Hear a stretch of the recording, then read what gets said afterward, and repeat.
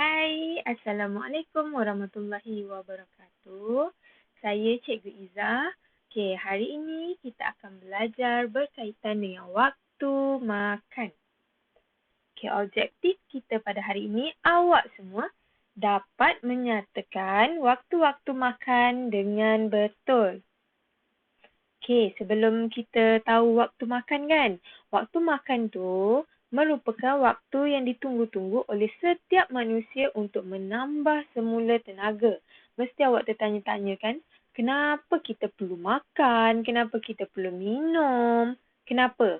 Supaya awak lebih bertenaga. Okey, cuba bayangkan satu hari awak tak makan apa-apa, satu hari awak tak ada telan air apa-apa. Apa jadi dekat awak? Mesti awak lemah, lesu, penat kan? Sebab itulah kena makan supaya awak ada tenaga semula. Walau bagaimana cara kita makan sekalipun, kita mesti mengutamakan kesihatan. Bukan semua makanan dapat diambil mengikut selera serta nafsu makan semata. Oh, cikgu kata tadi kena makan. Lantaklah makanlah 3 ekor ayam, 4 ekor ayam, 1 ekor kambing. Boleh ke? Tak boleh. Kita mesti makan secara berpada-pada. Okey, kita masuk. Selalu awak makan waktu bila? Okey, ini adalah waktu-waktu makan yang disarankan oleh KKM. Iaitu kita ada sarapan pagi, iaitu bermula daripada pukul 6 pagi hingga pukul 8 pagi.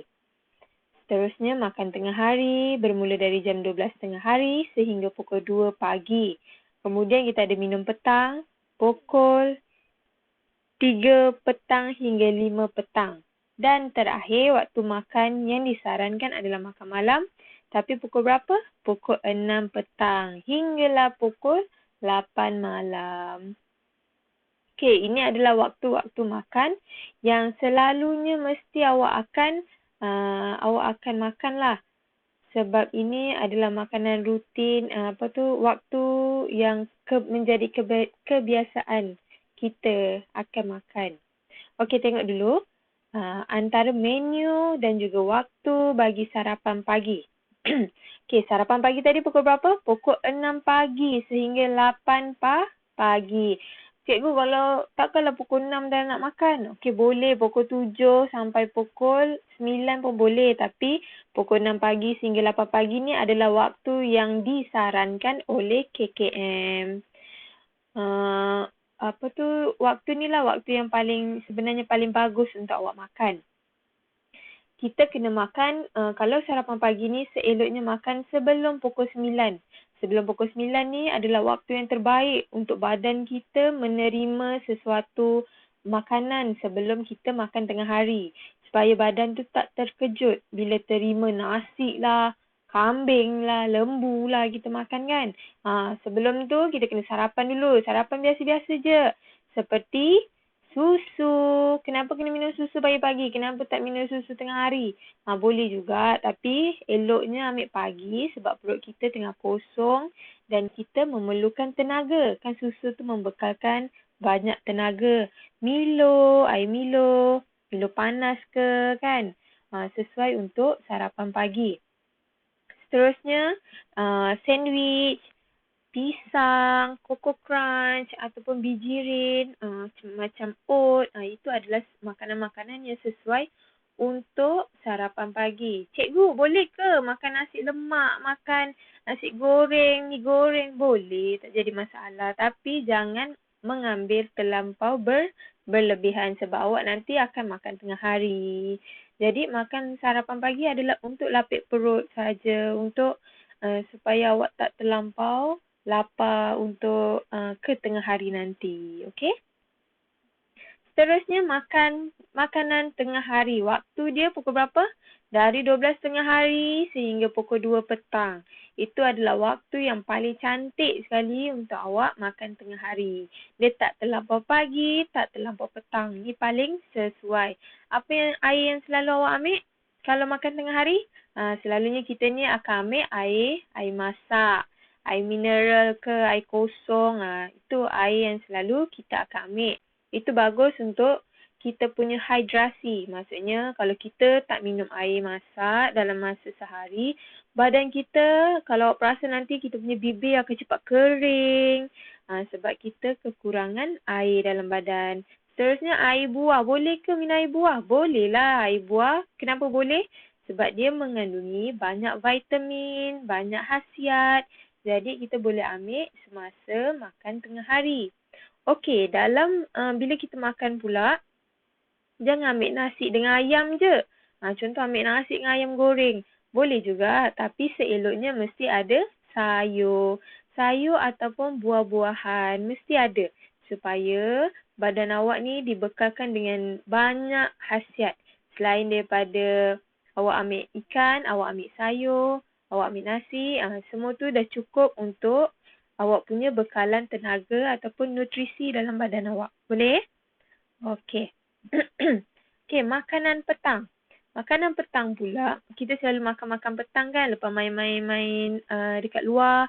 Tiba-tiba mak ada goreng-goreng dekat dapur.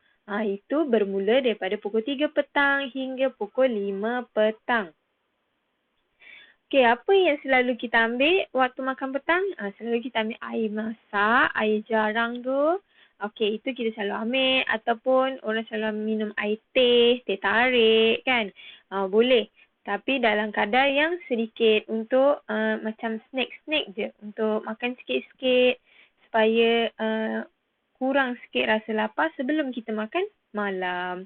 Okey, selalunya orang buat donat. Tengok gambar donat tu mengiurkan kan. Selalu orang makan donat. Tapi orang makan dalam 3-4 biji ke macam tu. Tak adalah orang bantai sampai 10-20 biji. Tak ada. Orang makan sikit-sikit je untuk makan petang. Seterusnya nampak tak ada cookies kat situ. Ada biskut. Biskut tu selalu cicah dengan susu. Lagi sedap. Lagi berkhasiat. Okey.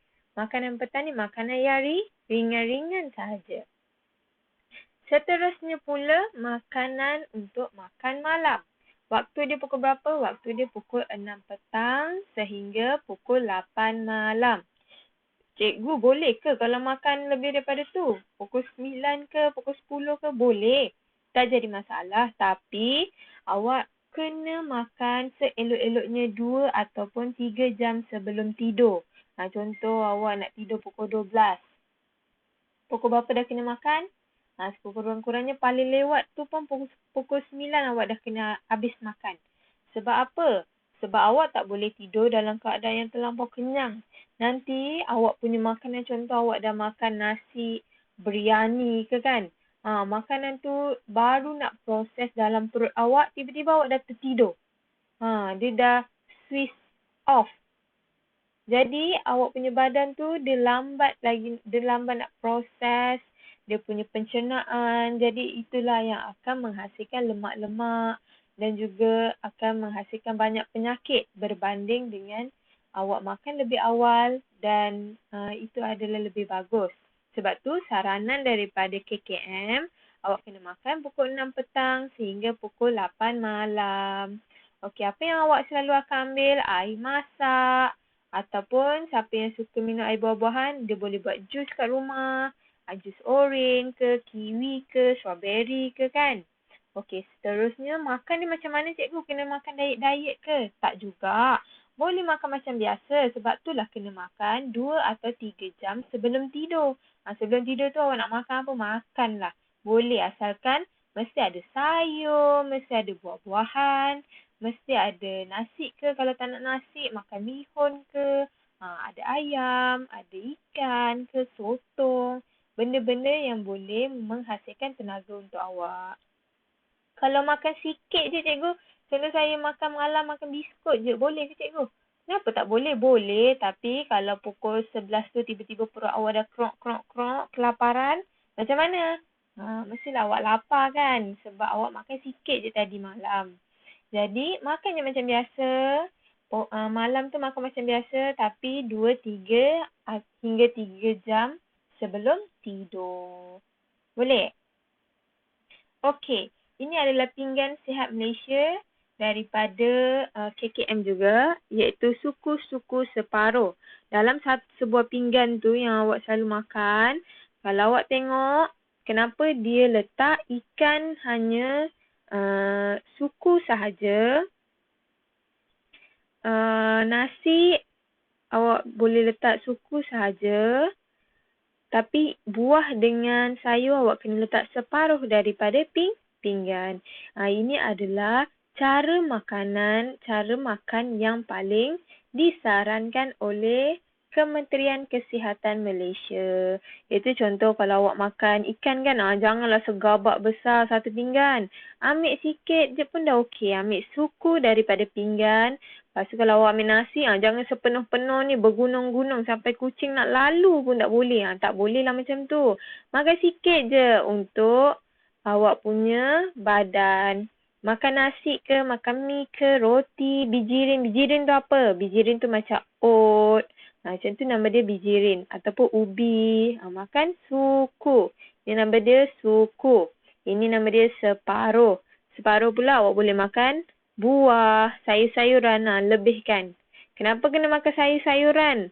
Tak sedap lah cikgu. Sedap. Awak kena biasakan makan sayur supaya awak punya perut tu dapat pencernaan awak diproseskan dengan baik. Awak boleh sayur juga bekalkan awak tenaga ataupun nutrisi yang berbeza berbanding ikan dan juga nasi. Okey, boleh? Okey, setakat ni itu saja daripada saya. Sekian, Assalamualaikum warahmatullahi wabarakatuh dan terima kasih.